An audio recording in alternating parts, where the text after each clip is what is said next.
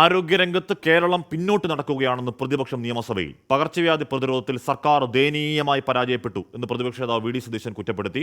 മുൻകരുതൽ നടപടികൾ നേരത്തെ തന്നെ തുടങ്ങിയെന്നും മുൻ വർഷത്തേക്കാൾ പകർച്ചവ്യാധികൾ കുറവാണെന്നും അടിയന്തര പ്രമേയ നോട്ടീസിന് മറുപടിയായി ആരോഗ്യമന്ത്രി അവകാശപ്പെടുകയാണ്. ആശുപത്രികളിൽ ആവശ്യത്തിന് മരുന്നില്ലാത്തതടക്കം ചൂണ്ടിക്കാട്ടിയാണ് അടിയന്തര പ്രമേയ നോട്ടീസ് നൽകിയ TV ഇബ്രാഹിം ആരോഗ്യവകുപ്പിനെ വിമർശിച്ചത്. പകർച്ചവ്യാധികൾ പടർന്നു പിടിക്കുമ്പോഴും ആരോഗ്യവകുപ്പ് ഉത്തരവാദിത്വം മറക്കുന്നുവെന്നും പ്രതിപക്ഷത്തിന്റെ കുറ്റപ്പെടുത്തൽ. ഒരു ഗുരുതര സാഹചര്യവും സംസ്ഥാനത്തില്ലെന്നായിരുന്നു ആരോഗ്യമന്ത്രിയുടെ നിലപാട്. സർ, 40,166 കേസുകളാണ് സർ 2015 IP കേസുകൾ ഉണ്ടായിരുന്നത്.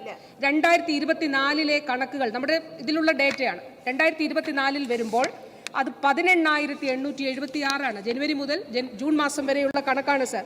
അതായത് നമ്മുടെ ഈ പറഞ്ഞതുപോലെയുള്ള ഒരു ഗുരുതരമായിട്ടുള്ള അല്ലെങ്കിൽ ആ രീതിയിലുള്ള ഒരു സാഹചര്യം ഈ 2024 നമ്മുടെ സംസ്ഥാനത്തില്ല എന്നുള്ളത് തന്നെയാണ് സർ. തലസ്ഥാനത്തെ വെള്ളക്കെട്ട് മുതൽ മഴക്കാലപൂർവ്വ ശുചീകരണത്തിലെ പാളിച്ചകൾ വരെ പ്രതിപക്ഷം സഭയിൽ ആയുധമാക്കി. സാംക്രമിക രോഗ പ്രതിരോധത്തിനുള്ള ഫണ്ട് ചെലവഴിക്കാതെ സർക്കാർ പരാജയപ്പെട്ടുവെന്ന് പ്രതിപക്ഷ നേതാവ് വി ഡി സതീശൻ വിമർശിച്ചു.